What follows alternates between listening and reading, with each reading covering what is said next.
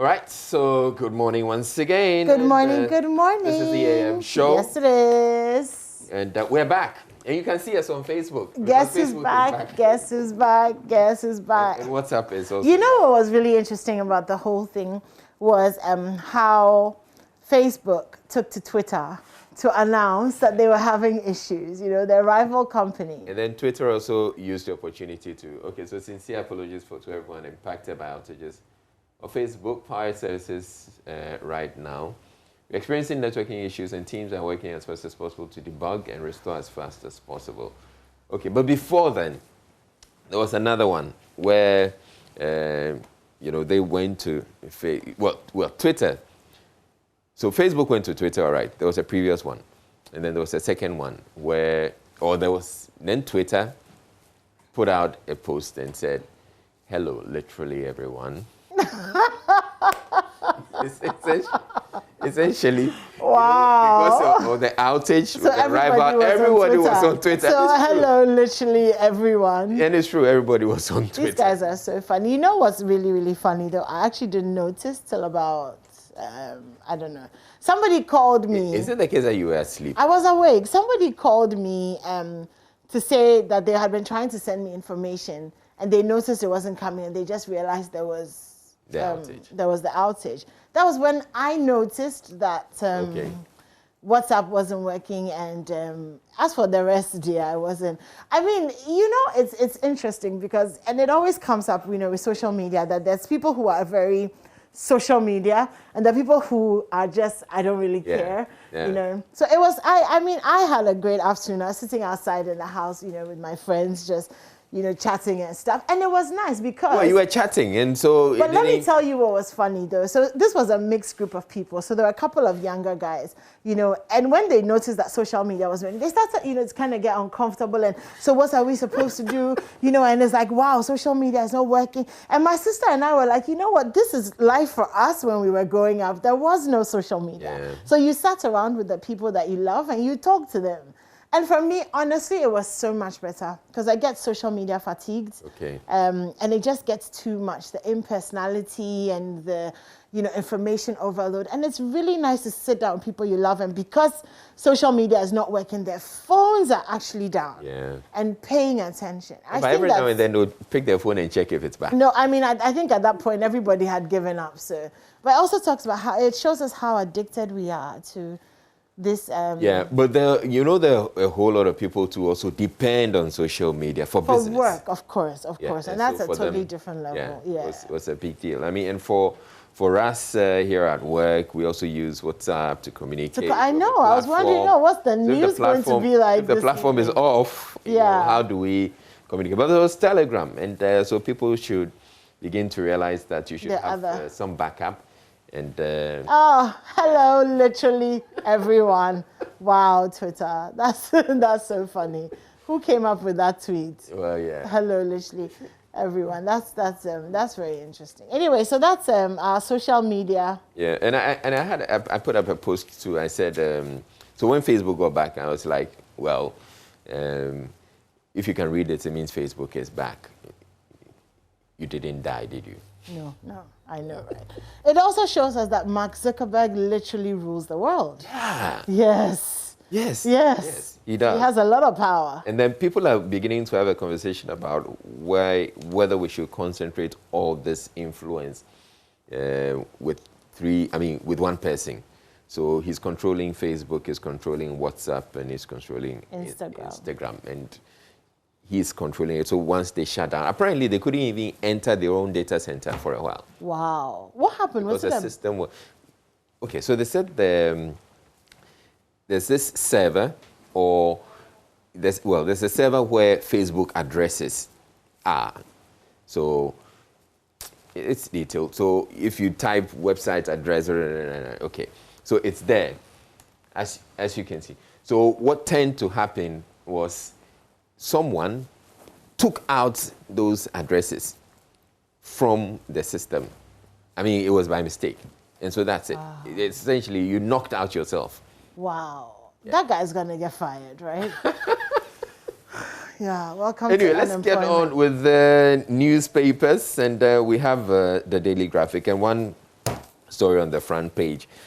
On the front page of the Daily Graphic, Pokwase interchange burgled. Newly installed crash barriers tolling. Street lights removed. Oh, yeah. As for Ghana, like we are our own worst enemies. I mean, how? Yeah. I mean, who does that? Yeah. They've taken the crash barriers off. I mean, yes. And you know, this, you can't police crash barriers, really. I mean, are you going to put a watchman by the crash barriers to make sure that nobody steals every 100 meters? I mean, why are we doing this? Why are we doing this? It's so terrible. I mean, and street lights, which also happens on the Tema motorway. Okay. But yeah, so the police are involved and all of that. But anyway, I feel, and this tends to happen. Crash barriers are removed. It's unfortunate. We shouldn't do that to ourselves. But it is happening. We should find a way out. I feel that one way we can address these issues is to have these cameras that we have positioned all over the place. These cameras should be monitored 24/7. We should monitor the cameras, and that's a way, I think that's modern policing. Modern policing doesn't require that we have policemen all over the place. We have technology. So we can have the cameras, and the cameras should be monitoring whatever is happening on the ground. So if you see something, the police is monitoring. They see something, and then they would dispatch someone. To go in, yeah. To go there. Apparently, one of our colleagues said that he once saw somebody carrying street lights, like they had stolen the street lights and they were carrying them. And that's another thing. You see, we see things, we observe things, and we don't say anything about it. I'm sure he did.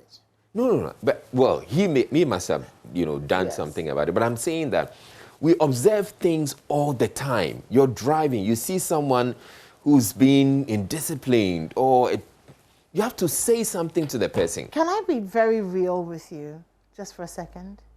I feel like, if you see somebody holding street lights or this crash barrier thing, and they've stolen it and they're walking away, you look at them and you're like, I should report you to the police. Yes. But in your head too, I feel like there's a part of some people's brains that's like, Charlie, everybody they steal. Like the whole, so if this be your own too, because you see, and I'm not being some way, but it flows from the top. There's a certain sense of this nation doesn't belong to all of us. There's a certain sense of, people at the top do what works for them so that they succeed. So I'm also going to do what I can because nobody really cares about me. I don't know if you get what I'm saying. And I'm not saying that it's right, it's wrong, but it's also a mindset that has to be fixed from the top. Otherwise, how many people even have confidence that, look, if I report this to the police, something will be done, there will be... I don't know if you get what I'm saying. Anyway, it's a breakdown of... You have a point too. But because you may even call the police, you call the police emergency number, and you report that, I've seen this guy taken, and what happens? Or, or some, it's a complete breakdown of our... Yeah, but I'll say, yes, let's have as many cameras across the country as possible, and let's have them manned 24/7, so that if you're seeing something, the police is seeing something, then they can dispatch someone to go there and get to find out, okay, so, and we have these policemen on motorbikes. They quickly get to the scene and ask you, hey, what are you doing? And if you have to be arrested, or same thing with vehicles that are, they're speeding beyond the limits we're talking about. And vehicles that also crash, and that's another problem. Some of the street lights you're talking about have been damaged, and which is another problem. If a vehicle runs into a street light in an accident, who bears the cost of that repair? Yeah. Okay, I believe that's why we have third-party insurance. Third-party insurance, the insurance company should pay for it. But it will be damaged, the vehicle will be towed, and the damaged street light will be there. Yep. And we're damaging one street light after the other. And, all right, but so that's the main story on the front page of the Daily Graphic. But the other stories, there's another story in the in the daily graphic, which people should take note of. So over 100,000 companies to be delisted, 3,100 beginning October 2021. Yeah, I saw and the Registrar General has actually begun to list the companies. So it says, notice is hereby giving, blah, blah, blah. It said the following first batch of companies are hereby listed for delisting from the company's register after the end of October 2021. And a number of companies have been mentioned here. They've listed over 2,000 companies in the daily graphic. So Poku Transport Memorial Company Limited. I'm thinking, Poku Transport is supposed to be like a very serious company, but they're going to delist them. And I think there's a certain criteria for delisting. So companies that haven't renewed their registration for a while. Exactly. Yes. But I mean, if a company is supposed to be thriving, you're supposed to be renewing it. Yeah, exactly. The onus is on them to renew. Okay, a few other companies that I've noticed. I've seen one other company here. It's called A Plus Capital Investments Limited, A Plus Properties Limited, A Plus Transport Limited. So please, A Plus, that's your company. Yeah, you may want to go and renew your registration. All right, and so that's the other thing in the daily graphic, and I encourage everyone who has a company, you haven't renewed it, you should get to the daily graphic, see if your company's name has come out. And then I've not endorsed anybody as my successor. That's President Akufo-Addo. So that story is also on the front page of the daily graphic. So President Akufo-Addo has said he has not endorsed anybody to take over from him. He said any such action was an affront to the New Patriotic Party's democratic tenets and beliefs. The president, however, said he will campaign vigorously for whoever won the party's presidential primary towards the presidential race for 2024. And he was speaking on Pure FM, a Kumasi-based radio station, yesterday as part of his 4-day official visit to the Ashanti region. The president said he had to hold a balance and build a unified party. What I find missing in the story, though, is the quotes where the president says, I have not endorsed anybody. But they make reference to the introduction that the president gave at Mensha Palace when he met Asantehene. So he mentioned Alan Tremanting and mentioned that, well, he's been wanting to be president for some time. Yeah. And they mentioned that great minister and said he also wants to be president. I found it odd, though, that when he mentioned them, then people broke into laughter. It's like you're mocking the people. I think it's maybe the context in which, he said it. Well, I mean, but people have serious ambitions. They want to be president. So it's no laughing matter. Okay. But let's move on. But once again, Israel, like I said yesterday, one thing I have noticed about the NPP is that they're very strategic in communication. And so there's always some feeler that goes out about certain things. Okay. And I definitely feel like this was one of them. It's a bit difficult for me to believe that the president may have just said something in just as a passing comment, which wasn't premeditated. You know what I mean? So I'm sure the prime minister, the unofficial prime minister of the country will at some point also, put out some feelers and all of that. Because everybody is kind of waiting to know, who the NPP are going to bring forward. The races, the flag bearership race itself is 2 years away. Yes, but we've started. I mean, they've started.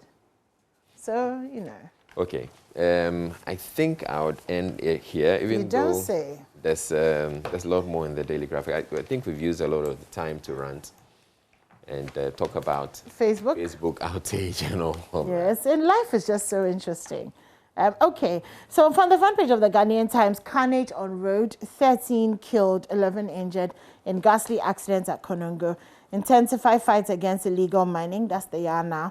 Takrady pregnant woman satisfies bail condition. Okay, so at last, she does that. Secret assets of Kenyan president's family exposed. Oh, so this is Uhuru Kenyatta. He secretly owned a network of offshore companies for decades. So that's the Pandora Papers. Yeah. You've been following that story. So 12 million files is the biggest leak in history. So Mr. Kenyatta and 6 members of his family have been linked to 13 offshore companies. Interesting. Very, very interesting. So the Pandora's papers have opened the Pandora's box. Yes, they have. Which box is made of paper anyway? Touché. The Chinese way of fighting coronavirus for safety and growth. That's on page 9. We're fixing deplorable roads in Ashanti region. That's according to the president. NDC must use competitive process to elect 2024 flag bearer. Yeah, that's Haruna Idris. So I think that he's just kind of calling attention to the fact that it shouldn't kind of just be an obvious done deal that, ex-President John Mahama runs again without, any sort of resistance or competition. He's actually indicated that he would back, he wants John Mahama to be flag bearer. Haruna? Yeah. That's interesting. You never know, you never know. Ashanti region records 787 fire outbreaks from January to September 2021. Middle page, intensify fight against illegal mining, mobilize resources to expand, equip. Whole Teaching Hospital has been in the newspapers a lot for the past 2 to 3 weeks. Kia and Hyundai to establish assembly plants in Ghana next year. Lots and lots of tenders, Okay, government is being earned to train more psychiatrists. That's interesting because after you've trained them, it'd be interesting to see, apart from the fact that we don't know which hospitals they're going to work in, if you're actually going to also set up facilities so that people who have mental health issues have places to stay, have rehabilitation centers and systems that work. It's not really just about training more psychiatrists, is it? I think that if we have the systems that work, then maybe we wouldn't have as many people on the road who obviously just need some care so that they can live very normal lives. So, okay, cedi to record relative stability to dollar in fourth quarter. These headlines, Israel, these financial wine people headlines things that they are constantly. Do you know that I won't say it annoys me, but it annoys me on a certain level. Like how there are all these headlines about, the cedi relative stability to the dollar, is doing the best depreciation, whatever in the past, At the end of the day, Charlie, if they hold like $1,000, it's 6,000 Ghana cedis. You dey bab. Like if you want $1,000, it's I remember when I moved back to Ghana. At that time, if you had $1,000, it was 1,200 Ghana cedis. If you wanted to buy that, but like all these, big English terms, like they don't change the value of the money in our pockets. They don't change. They're just telling you what the situation is. They shouldn't tell us what the situation is. They should fix it. I mean, that was what Baumia's thing was, all this plenty big talk, and they're still talking big. And, the dollar has done the best that it has in the past 5, 6. Like, the point is that to buy the dollar, you still need more cedis. Okay, so you have a point when you say that they should fix the cedi. But I must tell you that there's no way that they can fix it. We can maintain the value of the cedi for a long time. Because we're a developing country, we import virtually everything. But we should. So at which point, Israel, are we going to stop? What can be done is to slow down the depreciation. So we import chewing gum. Yeah. So it's also about us. I mean, Yes, it's like this taste that we have for foreign goods, but also because when I went to the US, I was struck by something very interesting. The rice that they have there is not nice, but they actually don't import rice. So like imported rice is not a big thing. Like when you go to Walmart, it is American rice, which is not like Thai jasmine or basmati. It's American. But they have shops that have shops that sell there. They have shops, but the shops are like the specialists. So if we wanted Thai jasmine rice, we'd have to go to the African store and buy it at maybe $30, $40, which is ridiculous. The point is, the average American is eating American rice, which is not the nicest. But really, are they keen on rice really in America? Well, they are, but also Nigeria. I mean, Nigeria eats this, half rice. I don't know whether the rice didn't fully grow, but it's like stunted growth rice, and that's why their jollof is not nice. But the point is they are eating their rice, and but we know. But anyway, in any case, Ghana makes some really good locally grown rice. Yeah, but we don't even promote it, you see, because too many people are making money off the system not working. I was having a conversation with my friend, and we're talking about this whole fix your country thing. Yeah. And she asked me a question. Do we really want to fix our country? Because do we really understand what it means if we have a fixed country? It means you cannot bribe your way. You cannot shorten the waiting time for your license or for your whatever. You can't shorten the waiting time for your passport. There are no Goro boys. There's no, do we really want to fix our country? Yes, we really want to fix the country because, see, if we shorten the time, if you can't shorten the time to get your license, it means everybody is going to be in line. And if everybody is going to be in line, we can get our licenses in good time. It's like the traffic. So if you're in traffic and everybody's staying in traffic, we will move. As opposed to when it becomes 6 lanes. Exactly. Yes, but we don't want to do it. Fix the country. I don't know. Anyway, wait. Let me finish.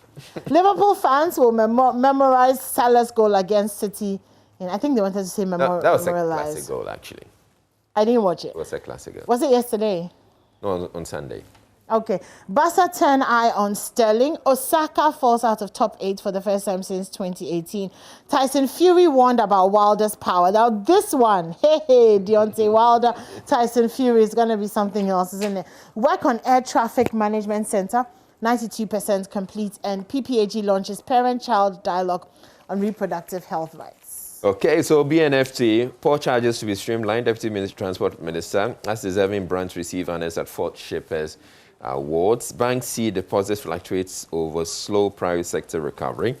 Cocoa to pay farmers with electronic cash from 2022. And Ghana Link picks 3 awards at 4th Ghana Shippers Awards. And on the back page of the Business and Financial Times, Kumasi Airport expansion to be ready June 2022. And Driven Digital Road Safety Platform launched. Okay. So that will be it for the Business and Financial Times. Okay, I think we should go to myjoyonline.com now. We have about 2 minutes. Okay. You want to do the showbiz? I want us to do the showbiz. No Time to Die breaks Bond box office record. Daniel Craig's final film as James Bond has notched up the highest opening weekend UK takings of any 007. I can't wait to see it for some reason. Apparently, it's available at Silverbird. Oh, nice. Okay, Yeah. So maybe this weekend. Yeah. Ooh, maybe tonight. If it's yay. Ooh. Okay, I had over 500K in my account before I got married. That's according to Ameao Deborah. And congratulations to Safwa, who is Ghana's most beautiful. Okay, my joy. He had over 500,000. Yes. He had 557,009 in his bank account before he got married. He made this revelation in a Q&A section on Facebook on Sunday, October 3rd. So somebody asked him the question and he answered. 500,000. I know see some surf cry. Okay, Anyways, so let's get onto My Joy Online. Okay, John Boydu reminds NPP members that campaigning for presidential hopefuls breaches the party code of conduct. That's the banner story. The other stories on My Joy Online. Okay, I'm sure you can see the screen if you're watching us. It's a little small for us here. But okay, so let's move on to taking a break because Oreko will be joining us in a few. Okay, so we have the leaning towards any candidate for flag bearer can step the party Akufo-Addo on 2024 leadership. The rejection of some MMDC nominees in Ashanti blamed on MPP leadership.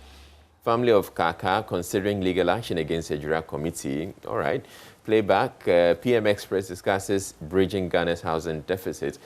And Facebook, Instagram, and WhatsApp all go down in major outage. Well, it lasted for 6 hours, and they are back. Twitter users react as WhatsApp, Facebook, and Instagram go down. The Jura Committee became mouthpiece of fake news. Kaka's family spokesperson. Horror as woman allegedly beheads husband at a Chim Bosusu in Eastern region. Okay, well, it's a terrible story. Yeah, okay, so that's it for the news review. But today we'll be sharing with you the story of how some girls cannot go to school because they're not allowed to cross a river. And also because that's what has been done for a very long time. And when they're menstruating, when they're in their periods, they're also not allowed to cross However, imagine if you couldn't go to school for 7 days in a week because you were in your period, plus 3 extra Tuesdays, so that makes it 10 days. 10 days that you could not go to school every month because of what tradition holds. We're bringing you that, but before that, here's a quick look at that documentary. It is not fair. It is not fair because every day the boys go to school and studies, but we the girls, we can't study all the days.